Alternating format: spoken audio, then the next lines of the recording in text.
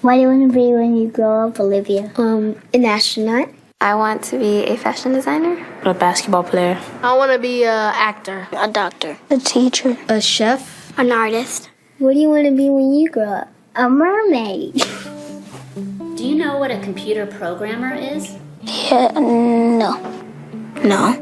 No. I think it's something that has codes and is able to decode a mystery. I think that they... Wait, what? Computer programmer? No. Nowadays, just about everything requires some form of programming. So, what is it? Programming is basically explaining to a computer what you want it to do for you.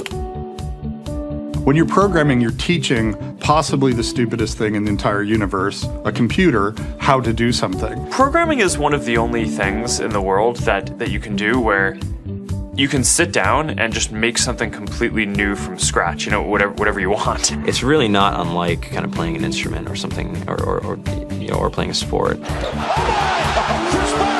It starts out being very intimidating, but you kind of get the hang of it over time. Coding is something that can be learned, and I know it can be intimidating. A lot of things are intimidating, but what isn't? A lot of the coding that people do is actually fairly simple.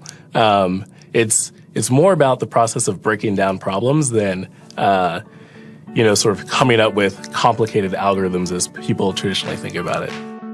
Well, if it's fairly simple, why aren't there more of us doing it? Over the next 10 years, there will be 1.4 million jobs in computer science, and only about 400,000 grads qualified for those jobs. That's a shortage of 1 million people. So, how do you start?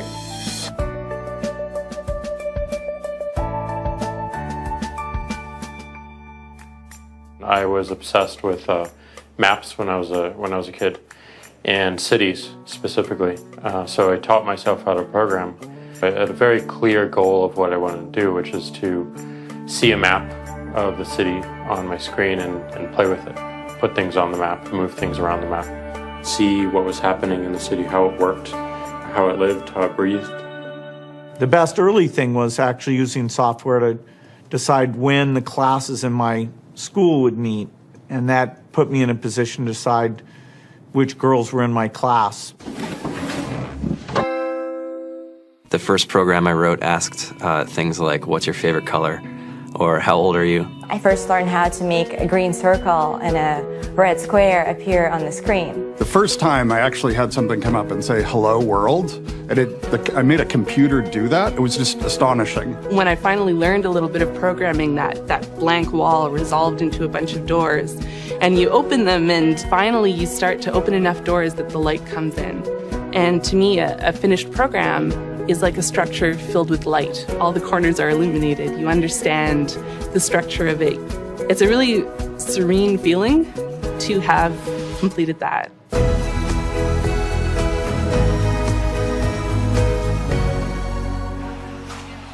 It took me some time to realize that creating things with your hands or creating code, creating programs, is just a different way to express creativity.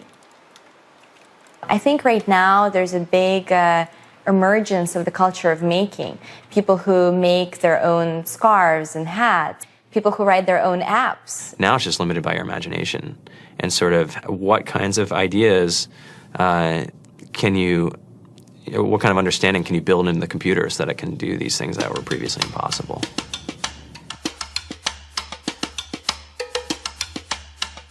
All great things are built in teams when you collaborate with other smart people.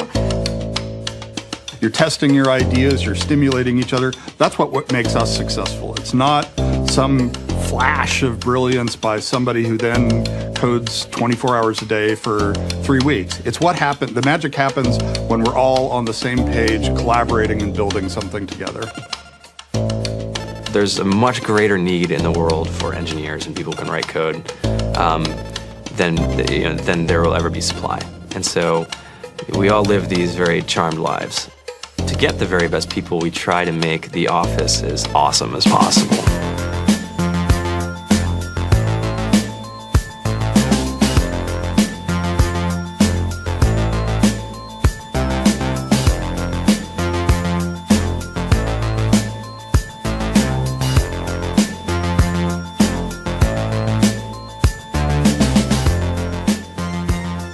have a fantastic chef, Free food, breakfast, lunch, and dinner.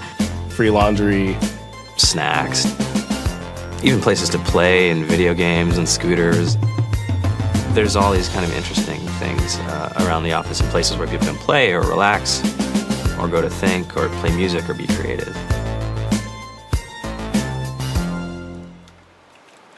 I went on the Bureau of Labor Statistics for the United States, and there's about a third of the pie that's all the things you would expect. It's they're working in the government, they're working in typical technology jobs, but then like the rest of the pie, and it was the majority of the pie, just split down into these little teeny slices of every industry imaginable. And what it is computers are everywhere. You want to work in agriculture?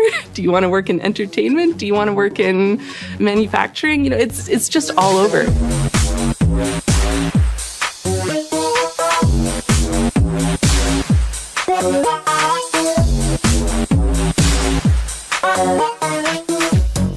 Here we are, 2013.